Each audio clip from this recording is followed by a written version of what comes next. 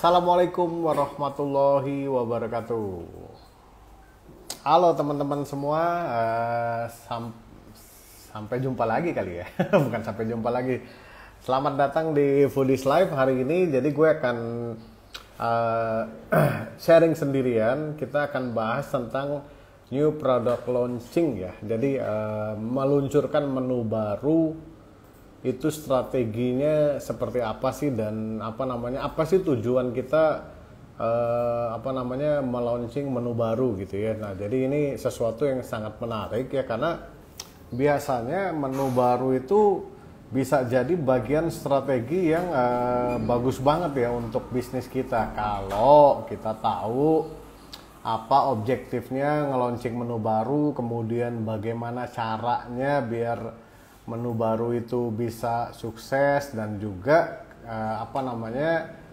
strategi bagusnya itu seperti apa ketika melaunching menu baru. Nah, anyway, bahasan menu baru ini sudah 2 artikel sebenarnya serial ditulis ya di Foodies blog ya. Jadi di www.foodies.id/blog gitu ya. Nanti ada teman-teman dari Foodies yang tulisin di linknya di komen ya. Jadi tentang blog Foodies. Nah, oke.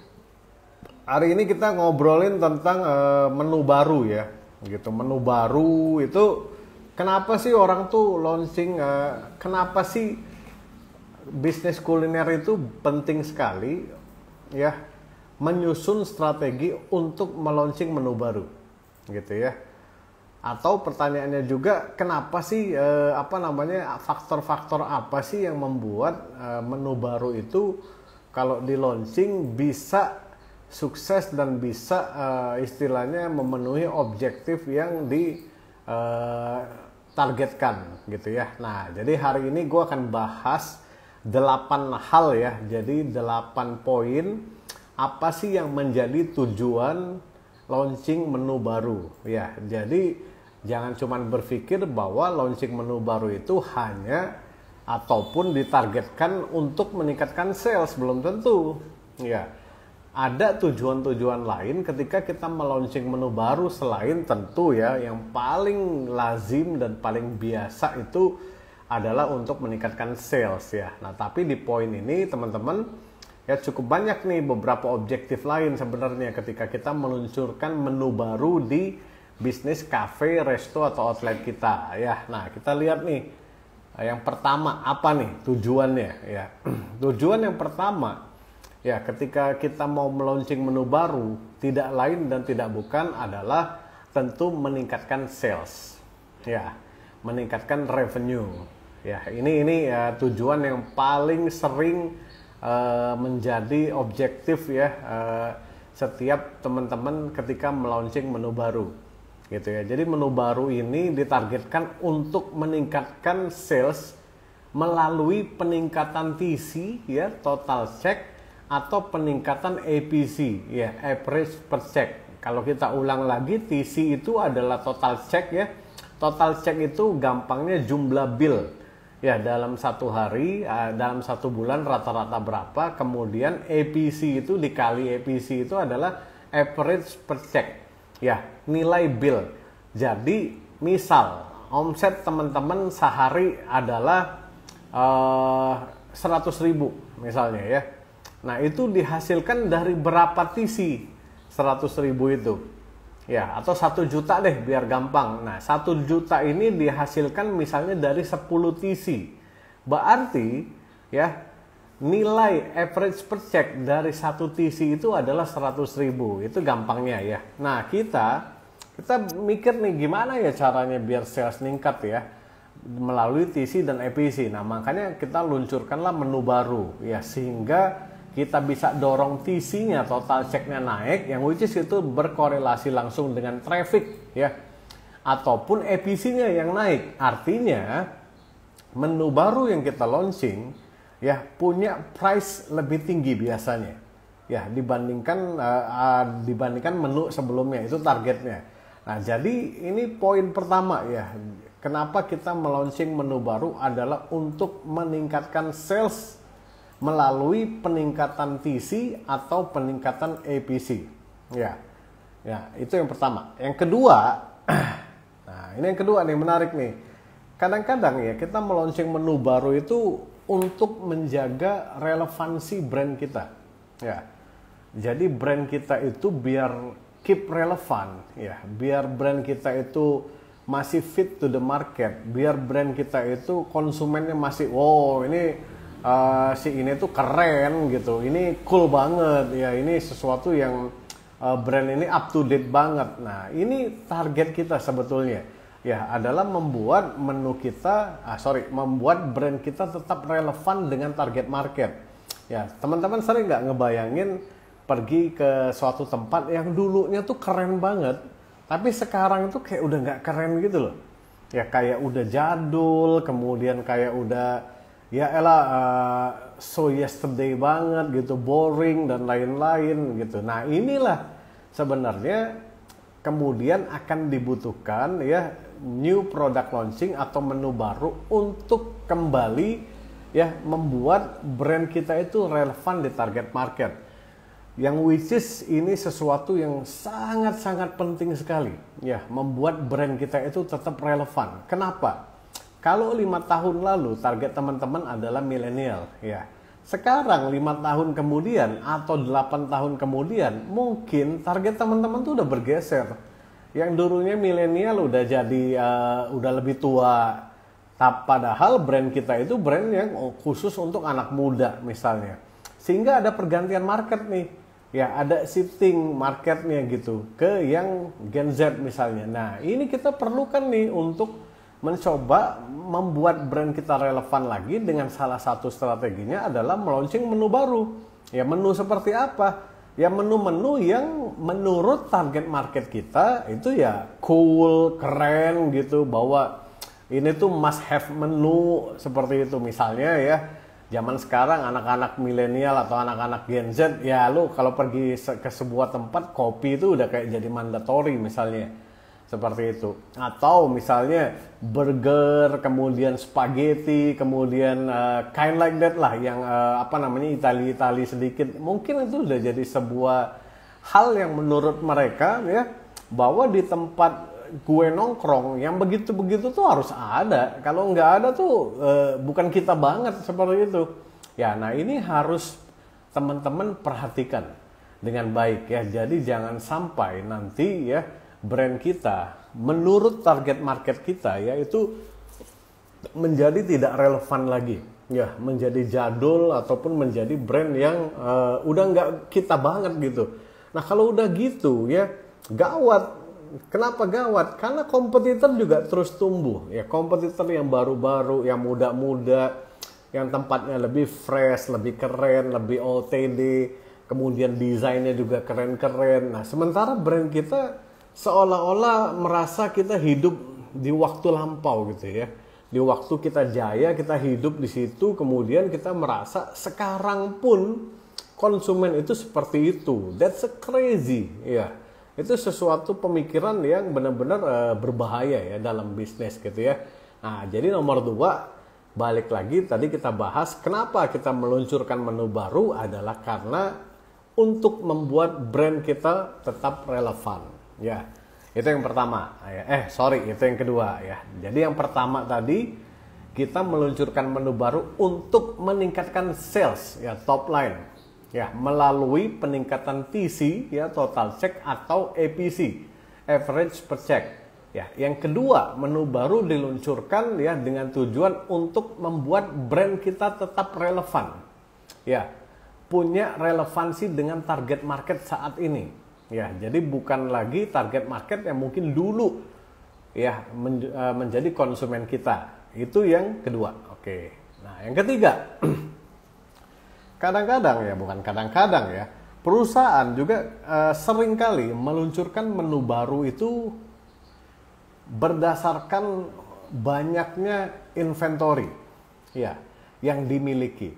Baik itu inventory karena salah forecasting ya, ataupun inventory karena mungkin brandnya cukup besar sehingga ada brand-brand di luar sana yang kasih produk banyak banget gitu free ya, misalnya dikasih, misalnya teman-teman nih pakai brand X misalnya. Si brand X ini punya juga brand-brand lain gitu. Nah, dia kasih itu produk ke kita sehingga kita banyak sekali stok produknya karena dapat bonus seperti itu. Nah, kita berpikir nih bagaimana ya cara memaksimalkan inventory kita ini biar nanti tidak rusak atau menjadi merugikan perusahaan. Nah, akhirnya dibuatkanlah ya menu baru yang terkait dengan inventory tersebut. Seperti itu. Misalnya teman-teman oversupply ataupun banyak banget ya inventorinya keju. Nah, akhirnya dibuatlah menu yang terkait dengan keju misalnya. Nah, sehingga harapannya ya dari sini nanti inventory ini terus turun. Ya, tapi ya biasanya saran saya ya, ketika kita menggunakan ya new product launching berdasarkan inventory, ya pikirkan juga dengan detail adalah soal nanti sustainability dan continuity dari menu ini. Ya, itu yang pertama. Yang kedua, kita juga harus hitung baik-baik kontribusi menunya ini seperti apa. Ya, apakah dia memberi kontribusi yang positif, artinya ya dia bisa meningkatkan top line dan meningkatkan margin, atau malah sebaliknya, destruktif justru. Ya, yang ketiga kita juga harus perhatikan adalah hati-hati di brand image. Ya, jangan sampai menu baru yang ada yang kita launching ini berdasarkan inventory yang kita miliki, kemudian malah merusak image brand kita. Ya, karena contoh misalnya konsumen ngelihat, nggak nyambung ya, kok aneh sih outlet burger nge-launching misalnya mie ayam gitu. Nah, ini kan nggak nyambung nih. Ya, entah dari mana inventorinya misalnya. Itu contoh ekstrim aja ya.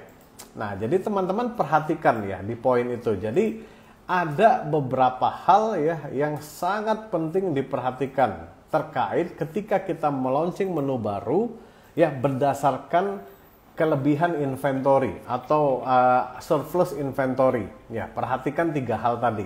Oke. Nah, itu yang ketiga ya. Nah, yang keempat apa nih? Yang keempat, new product launching itu juga punya tujuan ya. Kadang-kadang untuk melakukan rebranding. Ya. Jadi dulunya mungkin kita terkenal tempat makan ayam. Ya. Nah, sekarang kita meluncurkan menu baru, misalnya burger, kemudian spaghetti, kemudian penne carbonara, model-model seperti itu deh. Untuk membuat brand ya, untuk melakukan rebranding terhadap brand kita. Ya, tentu tujuannya rebranding macam-macam. Ya, kita mau refresh atau mengganti target market, atau memang target market kita salesnya udah jelek banget sehingga kita merasa kita perlu melakukan rebranding nih. Nah, salah satu kunci untuk melakukan rebranding tentu adalah mengeluarkan new product launching ya, atau menu baru istilah bahasa Indonesianya. Nah, jadi ini juga bisa digunakan nih kalau teman-teman mau rebranding. Yang tadinya terkenal mie ayam mau diarahkan ke lebih ke Yamin misalnya. Yang tadinya jualan bakso biasa lebih mau di rebranding menjadi bakso Malang misalnya. Yang tadinya misalnya ayam goreng kemudian mau di-extend menjadi warung Sunda misalnya. Nah, ini perlu sekali ya untuk kita meluncing menu baru di situ. Ya, nah itu yang keempat ya, gitu. Oke, yang kelima apa? Yang kelima ya, kalau nomor 1 tadi ya, kita bicara revenue untuk meningkatkan TC melalui menu baru ya. Jadi nomor 1 itu spesifik bicara bagaimana menu baru itu bisa mendatangkan traffic lebih besar. Ya. Sehingga nanti TC total check meningkat. Ya. Jadi kalau biasanya yang datang ke bisnis kita sehari 100 orang, dengan menu baru, bagaimana caranya ya new product launching ini bisa membuat orang yang datang ke outlet kita itu menjadi 200. Nah, ya. Jadi teman-teman lihat ya nomor 1. Nah, yang nomor 5 ini temennya nomor 1 tadi, TC dikali EPC. Ya, nomor 5 adalah menu baru ini ya, bagaimana caranya meningkatkan sales dari nilai belanja orang yang datang ke outlet kita. Biasanya dia belanja misalnya 50.000, gara-gara ada menu baru ini, akhirnya dia belanjanya jadi 60.000 atau 70.000. Ya. Jadi ada peningkatan revenue karena adanya peningkatan average per check. Nah, nomor 1 peningkatannya TC, nomor 5 peningkatannya APC. Ya, dua-duanya ningkatin revenue sebetulnya. Tapi ada yang ditarget secara spesifik. Either itu TC ataupun APC. Karena menunya bisa jadi berbeda. Ya, kalau TC mungkin kita akan target dengan menu-menu yang lebih bait. Ya, bait itu mancing traffic. Ya, misalnya contoh menu-menu yang terkait dengan tren. Wih, lagi ada tren A, B, C, D nih. Kita follow the trend nih biar traffic naik nih. Setelah sampai di outlet, mungkin kita nggak tampilin itu menu. Ya, konsumen tuh kalau mau beli harus tanya dulu, baru bisa muncul itu menu. Kenapa? Karena basically menu tersebut bukan untuk dibeli, ya, bukan untuk menjadi menu yang core. Ya, sehingga teman-teman akan lebih cenderung menu ini untuk, kalau dalam bahasa berita itu clickbait. Ya, clickbait itu membuat orang datang, trafficnya naik. Nah, nomor 5 ini beda. Ya, bagaimana caranya ketika orang di outlet, orang tuh beli menu itu. Kenapa? Karena ada peningkatan average per check yang ditarget dari menu tersebut. Ya, baik itu menunya sifatnya core ataupun menu yang mungkin masih dalam konteks potensial, atau menu-menu yang terkait dengan mengkomplementer. Ya, mengkomplementer itu melengkapi menu yang sudah ada. Contohnya ada menu core ini kemudian ditambah kentang. Nah, kentang ini menu komplementer sebetulnya, menu baru yang akhirnya melengkapi produk core. Sehingga tadinya biasanya orang beli ayam sama nasi 50.000, akhirnya dia beli ayam sama kentang yang berakhir dengan 60.000. Nah, itu nomor 5 ya tadi. Jadi new product launching diarahkan untuk meningkatkan APC. Ya, average per check, ya, nilai bill paling gampangnya, ya, seperti itu. Itu yang ke-5. Oke, kita lanjut yang ke-6. Ya, new product launching punya tujuan juga, ya, kadang-kadang adalah untuk memanfaatkan low hanging fruit. Wih, Mas, apa tuh low hanging fruit gitu ya? Low hanging fruit itu sesuatu yang lu kalau ada menu itu, ya, saat itu dan momennya lagi tepat, laku menu itu di tempat lu. Nah, biasanya low hanging fruit ini, ya, terkait dengan menu-menu yang lagi trendy banget, ya, yang lagi banyak diliput media, atau menu-menu yang lagi banyak dibahas oleh buzzer atau influencer misalnya. Nah, lu lihat nih, wih, ini lagi rame nih telur kecap nih kayaknya nih. Oke, sikat. Launchingin cepet menu telur kecap. Atau, wih, lagi rame nih pas pandemik kopi 1 liter. Oke, sikat, cepet launching menu 1 liter. Jadi ini low hanging fruit. Jadi istilahnya menu yang buahnya tinggal petik gitu ya. Jadi bego banget kita kalau nggak ikut itu gitu ya. Kecuali memang kemudian menu tersebut punya potensi merusak brand kita, jangan. Tapi kalau menu tersebut tidak punya potensi untuk merusak brand kita, ya dimanfaatkan, ya, low hanging fruit ini, gitu ya. Jadi untuk setidaknya kita bisa mendapatkan hype, ya, dapat market, dapat omset pada saat itu, dan mungkin juga waktu-waktu tertentu, ya. Kemudian juga di sisi lain membuat brand kita juga keep relevan, karena menu itu kebetulan memang lagi tren atau lagi banyak dibahas oleh influencer atau buzzer seperti itu. Ya, nah, jadi teman-teman, ya, objektif salah satunya adalah memanfaatkan low hanging fruit. Jadi itu new product launching yang ke-6 ya. Oke, kita bahas yang ke-7. Nah, ini menarik nih, ya. Jadi menu baru. Apa ini? Rehat bentar. Loh, ikut FOC kok rehat sebentar. Pusing ya ngelihat FOC-nya. Oke. Siap. kita lanjut ya, yang ketujuh ya. Ngapain sih launchingin menu baru? Ya. Nomor 7 adalah untuk meningkatkan net profit. Wah. Jadi menu baru ya yang kita buat itu ditargetkan agar net kita meningkat. Ya. Either itu harga menunya tinggi ataupun harga menunya standar tapi marginnya lebih baik. Artinya COGS-nya lebih rendah. Ya. Nah, ini banyak nih digunakan ya untuk strategi meningkatkan net profit sebetulnya. Biasanya ya. Ini biasanya ya saya ngomong ya. Jadi menu-menu yang terkait untuk ningkatin net itu biasanya terkait dengan menu-menu beverage, misalnya minuman. Nah, kita buat tuh minuman-minuman lucu yang COGS-nya rendah tapi banyak dibeli. Bahkan yang paling the best adalah menu baru ini harganya lebih rendah, COGS-nya lebih rendah, marginnya lebih tinggi. Gitu. Wah, ini udah terbaik nih. Ya jago ini kalau yang membuatnya dan kemudian itu laku. Ya volume yang dibeli juga tinggi.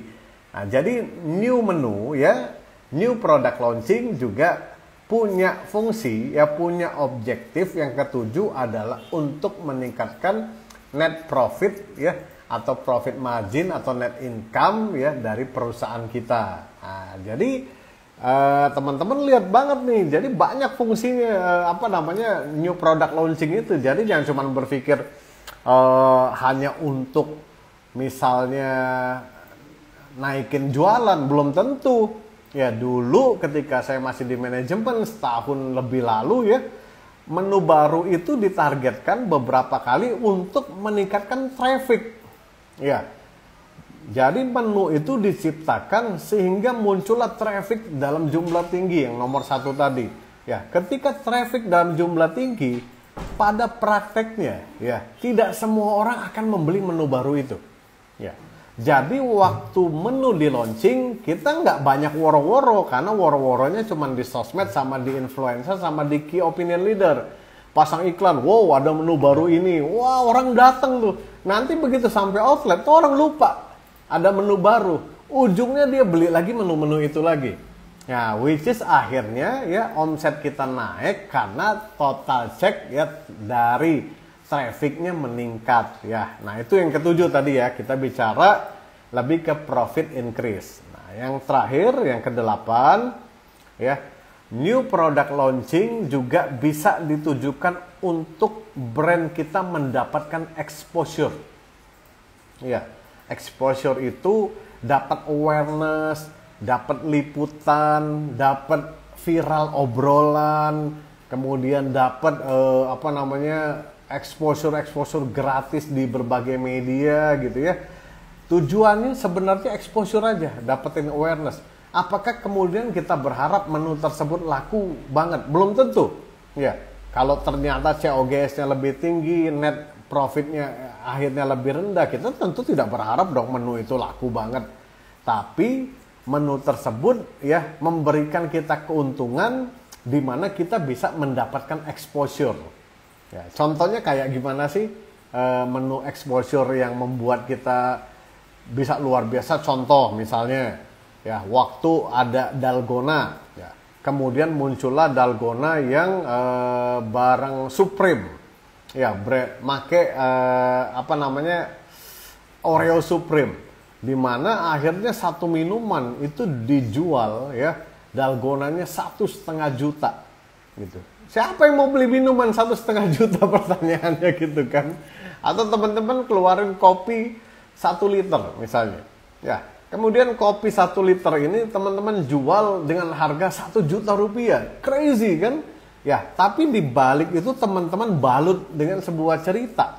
Ya, bahwa kopi ini menggunakan bean spesial misalnya 8, atau 9, nilainya yang didatangkan langsung dari misalnya ya dari Nicaragua atau dari entah dari mana lah source bean-nya, sehingga ini bean-nya itu cuma ada 100 kilo di dunia ya.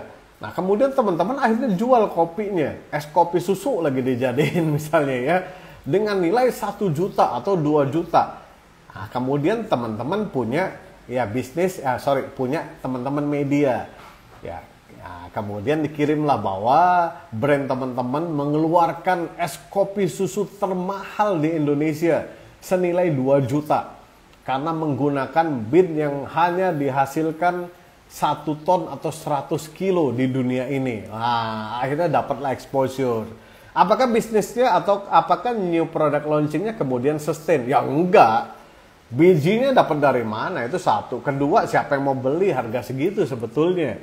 Ya, kecuali kolektor kopi susu gitu ya. Atau misalnya influencer atau buzzer yang pengen, wah dia spesial, dia bisa liput.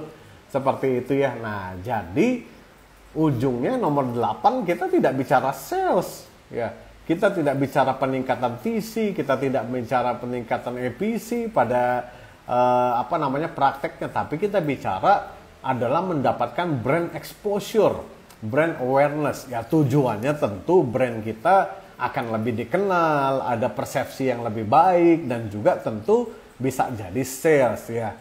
Ujung-ujungnya sih kalau semua hal dikaitkan pasti ke sales, tapi specifically ya teman-teman ada 8 tadi ketika kita bicara meluncurkan menu baru ya.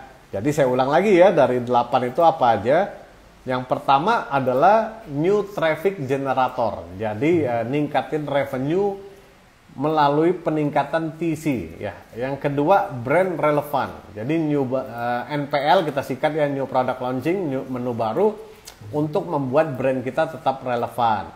Yang ketiga adalah inventory ya, mengurangi inventory ataupun menghabiskan inventory. Yang keempat adalah untuk melakukan rebranding ya. Yang kelima balik lagi ke sales, tapi kali ini melalui peningkatan APC ya, average per check. Yang keenam kita luncurkan NPL untuk memanfaatkan low hanging fruit ya, sesuatu yang memang lagi laku-lakunya di pasar. Ya, yang ketujuh kita meluncurkan menu baru untuk meningkatkan net profit ya. Artinya tadi menu baru tersebut bisa mengenerate sales lebih baik, bisa COGS lebih rendah ya, sehingga akhirnya net kita bisa lebih baik. Nah, yang kedelapan kemudian NPL ditargetkan untuk ya mendapatkan exposure media. Nah, teman-teman, jadi kurang lebih itu 8 hal yang terkait dengan objektif ketika kita mau meluncurkan menu baru. Jadi kita harus pilih dulu yang mana nih. Ada masing-masing bisa berkorelated sebetulnya, tapi pada poinnya adalah kita harus menetapkan target itu secara smart ya.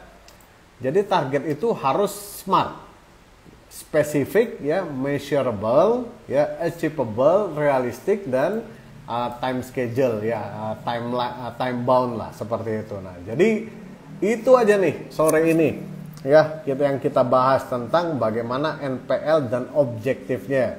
Nah, teman-teman bisa baca tuh di blog ya, di blog Foodies itu sebenarnya sudah 2 artikel ditulis ya. Pertama, objektifnya menu baru itu apa ya, jadi ada 8 tuh tadi. Nah, kemudian ya dari sisi objektifnya nanti bagaimana cara atau strategi untuk bisa ketika kita melaunching objektif yang kita target itu tercapai ya. Nah, ini beda lagi nih bahasannya, nanti kita bahas lagi next week ya. Tapi teman-teman bisa baca di blog Foodies ya, ada 2 serial yang udah ditulis ya. Ini gue tulisin ya blognya ya terkait menu baru. Nah, jadi lo baca di situ, itu nanti sudah ditulis dengan cukup detail. Foodies mana sih, susah pakai iPhone ya. foodies.id/blog. Nah tuh ya, gue tulisin ya, www.foodies.id/blog. Nah, jadi teman-teman bisa cek di situ Nah itu udah gua pin tuh ya. Nah teman-teman bisa cek di situ. Itu tulisan tentang artikel terkait dengan new product launching, objektifnya apa, kemudian strateginya gimana, itu udah ditulis, cari aja. Ya, anyway artikelnya banyak banget, sudah 100-an lebih tentang bisnis kuliner di blog ini, dan semuanya free, teman-teman bisa baca bebas tiap hari, hampir kita update di situ ya. Oke, jadi sebelum gua tutup, ada yang mau nanya-nanya nggak nih? Ya.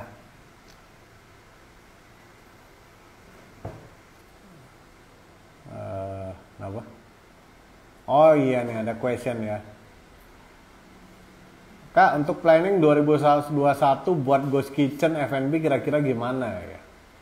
Sebenarnya gini teman-teman ya, kalau mau buat Ghost Kitchen atau mau buat bisnis outlet, mau itu melalui e-commerce, yang penting itu dalam bisnis plan itu semua konsepnya itu dibuat dengan detail dulu. Ya, baik itu dari sisi marketingnya. Dari sisi marketing itu kita harus paham dulu tentang 5C ya. Jadi company, competitor, customer, change, dan connectivity. Ya, jadi itu harus dianalisa dulu ya. Kemudian akhirnya kita dari situ mendapatkan konsep bisnis yang tepat tentang Ghost Kitchen. Ya, kita bisa membangun produk yang fit to the market. Seperti apa produknya. Kemudian kita bisa bangun positioning brandnya nanti kuatnya seperti apa. Diferensiasi produknya seperti apa, kemudian nanti strategi komunikasinya seperti apa, sehingga nanti kemudian Ghost Kitchen kita ketika di launching itu bisa punya peluang untuk sukses. Jadi jangan berpikir bikin Ghost Kitchen itu kayak begini loh. Oh gue punya dapur, oke. Gue bisa masak ayam, oke. Gue masak ayam enak menurut nenek kakek gue dan teman-teman gue udah enak gitu. Ya kemudian gue urus ke GoFood atau GrabFood misalnya, kemudian sudah terdaftar di GrabFood dan GoFood, dan kemudian lo berpikir bahwa konsumen akan datang begitu aja beli produk lo. Ya, halo, ya, that's not the way, gitu ya. Jadi kalau cuman berpikir begitu, nggak aneh, ya nggak akan laku sebetulnya. Karena lo tuh akan banyak kompetitor. Semua orang juga berpikir bahwa saat ini bikin Ghost Kitchen. Ya, semua orang bisa bikin Ghost Kitchen, siapa aja saat ini ya bisa urus. Jadi your competitor is banyak banget ya kompetitor lo itu. Artinya apa? Artinya lo harus menguasai ya, lo harus paham tentang ilmu bisnis kuliner, termasuk di dalamnya adalah ilmu marketing. Ya, bagaimana mengoptimize sosial media, bagaimana membangun brand positioning, membangun diferensiasi produk, kemudian bagaimana mengelola konten, medianya apa, misalnya Instagram, TikTok, dan lain-lain. So, sebelum mulai, ya, jadi jangan berpikir bahwa it's going to be easy. Ya, yang ngebuat bisnis kuliner itu berjalan lebih mudah kalau teman-teman ada ilmunya. Ya, jadi ikro, belajar dulu, ya. Baca, nonton, ikut workshop, ya banyak yang gratis juga ya. Teman-teman cek di Foodies YouTube channel ya. Di Foodies YouTube channel itu ada 400 video lebih. Coba ya kalau ada teman-teman Foodies yang nonton, linknya dipostingin di sini gitu. Ada 400 video lebih gratis bisa ditonton ya. Termasuk rekaman-rekaman di IG Live. Ya, jadi itu dipelajarin dulu. Ya, kalau mau mulai bisnis kuliner, kemudian masih bertanya cara bikin pricing gimana, rumusnya COGS gimana, lo belum siap bikin bisnis kuliner. Ya, tapi belajar juga bukan butuh waktu lama loh. Ya, sebulan 2 bulan juga cukup. Ya, apalagi kalau bisa magang misalnya ya. Gitu di Foodies nih lagi ada beberapa nih anak magang gitu ya. Nah, ilmu itu yang akan membantu kita untuk berbisnis dengan lebih baik sebetulnya ya. Nah, itu ya jawabannya ya. Oke, dari Raffi. Kalau grand opening itu seberapa penting berpengaruh dalam memulai bisnis kuliner? Oh, penting banget. Ya.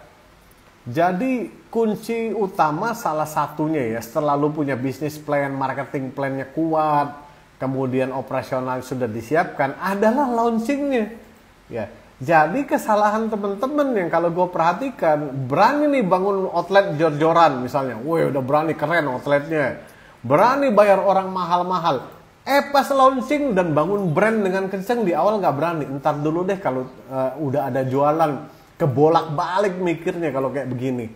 Ya, ada juga lu harus bangun brand. Kemudian launchingnya harus keren. Artinya bukan mewah ya. Tapi launching itu harus efektif dan tepat sasaran. Ya, bisa murah, bisa mahal, tergantung kondisi dan situasi yang lo hadapi tentunya, ya. Makanya balik lagi kita tuh membutuhkan bisnis plan.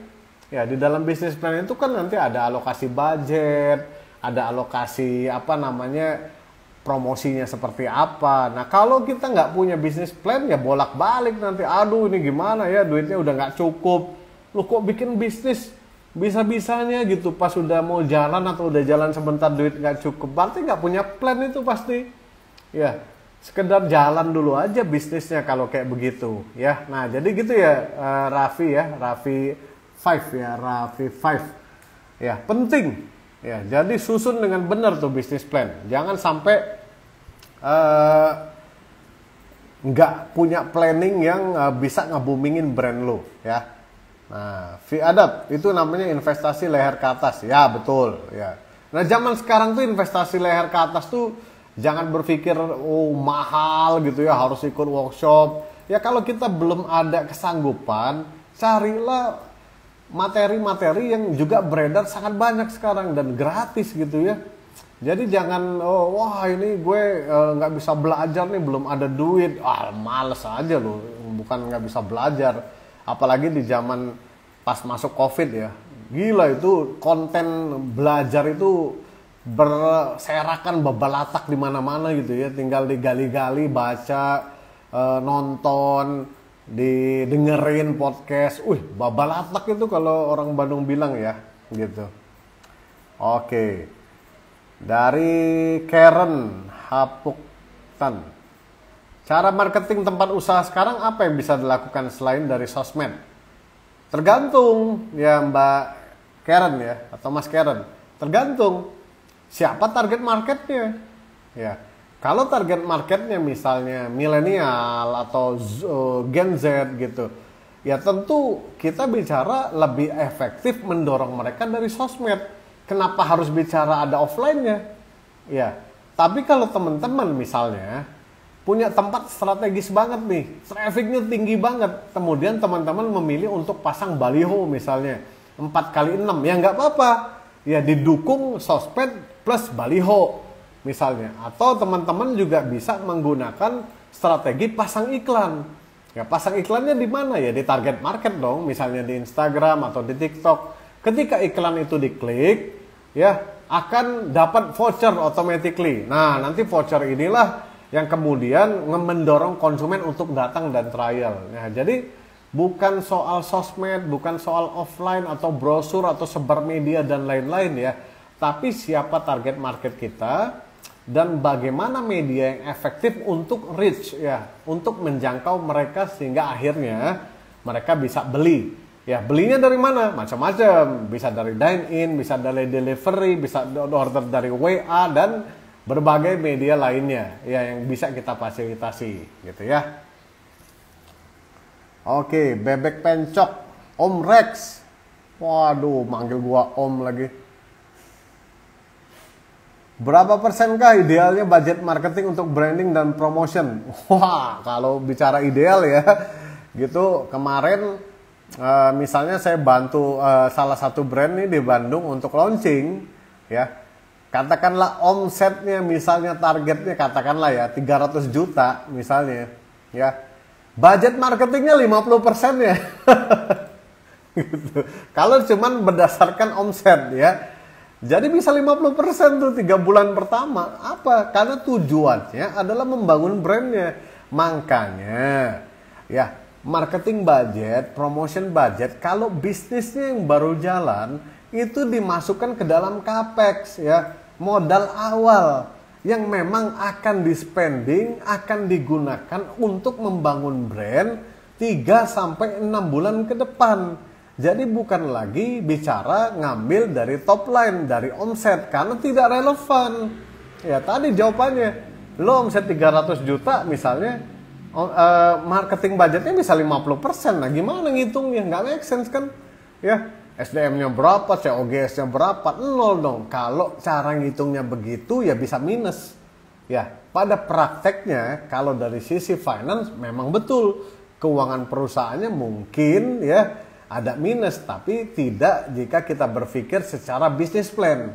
Ya, di dalam bisnis plan biaya marketing 3 sampai 6 bulan bahkan bisa diletakkan di dalam capex. Ya, sehingga biaya itu di-spending untuk membangun brand. Nah, nanti setelah 6 bulan ya baru kita adjust. Ya, adjust itu misalnya dari omset kita alokasikan biaya marketing itu 5 sampai 8% misalnya. Tergantung COGS kita berapa, gross profit kita berapa, dan target net kita ujungnya berapa. Jadi itu gimana teman-teman ya. Misalnya gini, Mas 10% ketinggian enggak? Ya enggak. Kok bisa enggak Mas? 20% aja biaya marketing enggak tinggi. Kalau net income lo masih bisa 25%. Ya, artinya apa? Artinya yang lain-lain ya, lo gede tuh. Ya, sorry, yang lain-lain ada adjustmentnya. Contoh omsetnya tinggi banget. Satu, contoh lain COGS-nya rendah banget. Ataupun biaya OPEX-nya yang rendah banget. Nah, jadi depend jawabannya gitu ya. Jadi kalau lo bisnisnya misalnya melalui toko online tuh ya, e-commerce, mungkin marketing budget lo ya atau COGS lo gitu bisa gede banget ya marketing budgetnya. Kenapa? Tapi nggak ada OPEX-nya. Orang nggak ada outlet, nggak ada biaya-biaya lain, karyawan juga lo sendiri, berdasarkan terimanya juga PO misalnya pre-order. Nah, jadi bisa diatur-atur ya. Jadi lazimnya tapi kisaran lah ya 3 sampai 8% lazimnya, tergantung scale bisnisnya seperti apa gitu ya. Oke, kita lanjut lagi ya. Mau mulai bikin outlet gimana? Baca ya di itu tuh di Foodies blog ada tulisannya. Ya. Oke. Dari Kairum Nasa. Oke.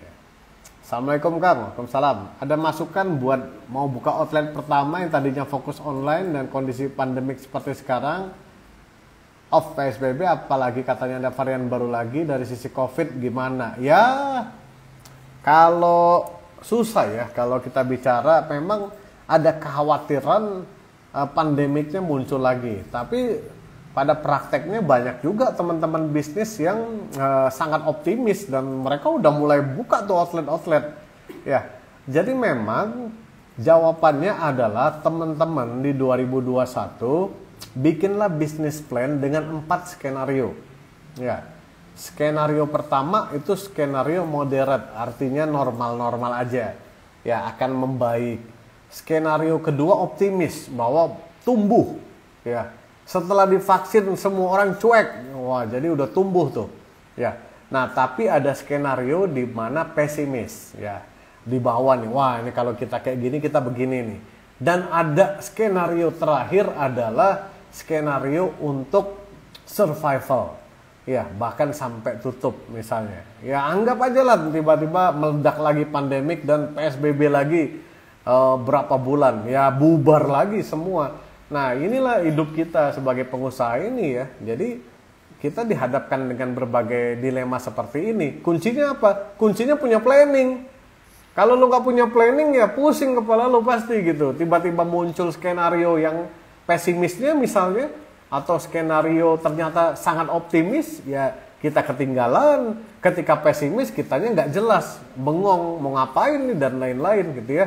Nah, kalau punya bisnis plan, di dalam bisnis plan itu jadi jelas ya apa yang harus kita lakukan, programnya seperti apa, cash flow-nya harus bagaimana kalau terjadi hal-hal seperti ini ya. Nah, jadi belajar tentang bisnis plan ya. Oke. Pertanyaan terakhir ya sebelum gue tutup ya. Di Jakarta makin ketat, iya. Berat Jakarta, makanya di Foodies blog ya ada cari yang di bulan kemarin sempat ditulis 8 channel penjualan. Nah, lu cari deh tuh artikelnya. Jadi 8 channel itu dine in, datang ke outlet itu cuma 1 channel aja itu. Ya, tapi masih ada 8 channel penjualan yang teman-teman bisa maksimalkan. Ya, bisa kelola dan bisa explore. Mungkin aja nanti channel itu yang menjadi primadona atau bahkan menjadi yang membuat bisnis kita akhirnya bisa save. Ya, nah baca ya, dicari tahu tuh di blognya ada gitu. Oke. Bang, kalau satu merchant Grab atau Go tapi jualannya menu campur, misalnya ayam bla bla bla bla. Lu mau jual 100 menu juga pada prakteknya nggak ada yang larang ya. Tapi pertanyaannya, konsumen kenal nggak dengan brand lu? Ya. Itu pertanyaannya. Ya. McDonald, dia mau jualan bakso, ya suka-suka McDonald kalau dia mau jual bakso. Tapi orang kenal brandnya McDonald. Jadi ketika dia di sosmed campaign, ada Mac bakso misalnya, ya orang mungkin beli. Kenapa? Karena ada brandnya. Ya jadi lo mau jual menu apa aja, berapa banyak, pada prakteknya tidak ada masalah. Tapi bangunlah brand. Ya, bangunlah sosial medianya, bangunlah data list atau database konsumen lo. Nah ini yang akan membuat bisnis kita akan lebih bisa survive ke depan. Ya, pelajarin tuh tentang membangun database CRM. Ada juga di blognya. Jadi udah ditulis semua. Ya dibaca-baca aja gitu ya. Oke. Lanjut Amrit Traveler, Mas Rex, cross selling di NPL apakah efektif dan bagaimana strateginya? Oh ya tadi. Ya. Kalau misalnya menu baru kita ciptakan untuk menjadi cross selling, ya ini interesting jadinya. Ya interesting itu dalam artian gimana? Ini gue kasih contoh ya. Lo biasanya nasi ayam harga 15.000. Nah kemudian lo munculin menu macaroni cheese misalnya, yang which is kalau orang mau ganti menunya, ya dari ayam, dari nasi ke makaroni, dia cukup tambah 5.000 atau tambah 10.000. Ya, terjadilah cross. Ya, sebenarnya mirip-mirip upselling ya, tapi kita ngomongnya karena menunya berbeda kita bicaranya cross ya. Tadinya orang belanja 15.000, akhirnya jadi 25.000 karena ditawarin, "Kak, nasinya mau diganti dengan makaroni cheese enggak?" Ah, menu barunya diletakkan untuk ya strategi cross selling atau mensubstitute beberapa menu yang targetnya adalah bisa meningkatkan efisi, average per check. Ya, tapi hati-hati ketika mendevelop menu ini, pastikan COGS-nya bagus, minimal net income-nya sama. Ya, jangan sampai net income-nya lebih rendah. Gitu di ujung akhirnya, begitu laporan keuangan ya. Nah jadi teman-teman itu ya Amrit. Oke. Bang, merger dong es pisang hijau sama abnormal ya. Ke websitenya abnormal aja coba. Ya kalau sekarang semua manajemennya sudah profesional semua. Jadi teman-teman flow-nya seperti itu ya. Saya nggak bisa memutuskan iya atau tidak gitu. Karena saya kan sudah tidak dalam manajemen gitu. Saya fokusnya saat ini di foodies gitu ya. Oke, jadi teman-teman itu aja sore ini ya. Jadi thank you banget lo udah pada meluangkan waktunya. Thank you banget, ini pertanyaannya banyak banget, nggak bisa gua jawab satu persatu gitu. Nah, nanti rekamannya bisa ditonton lagi. Jangan lupa ya, itu udah gua pin. Teman-teman baca tulisan-tulisan yang kita buat setiap hari ya. Sangat praktis, teman-teman bisa ikutin ya. Nah, dan juga bisa jadi manfaat buat teman-teman. Nah, sebelum gua tutup ya, kalau teman-teman ada yang pengen ngembangin outlet tanpa kemitraan ya, nggak di franchisein. Nah, teman-teman ikut deh nih. Ya, FOC ke-10 FOC berapa nih? FOC 13 ya. Bagaimana kita mengembangkan outlet ya tanpa kemitraan. Bagaimana kita membuat valuasi ya bisnis kita sehingga nanti ketika cabang kita gede tapi kita tuh masih majority. sahamnya. Nah, nanti di workshop yang ini teman-teman bakal dapet Excel-nya gimana, pakainya gimana, dan juga dikasih Excel-nya. Ya, jadi asik banget. Udah diajarin, Excel-nya dikasih, teman-teman bisa memvaluasi bisnisnya sendiri, dan surprisingly ya, teman-teman nanti kaget, ternyata bisnis gue setelah 3 tahun nilainya sekian belas miliar ya kalau benar dijalankan. Nah, ini nih, kalau yang pengen tahu lebih dalam, yang begini-begini, jangan lupa nih ikut ya di layar gue nih ya, ada gitu ya. So teman-teman, thank you banget ya. Bandung lagi hujan hari ini ya, semoga jadi berkah buat kita semua. Thank you banget atas waktunya. Mohon maaf kalau ada salah kata, itu berasal dari saya ya. Sukses selalu bisnis kita, dan terus belajar dan keep semangat ya. Satu atau beberapa langkah lagi saatnya kita akan sukses. Gua tutup dengan wabillahi taufik walhidayah. Wassalamualaikum warahmatullahi wabarakatuh. Selamat sore.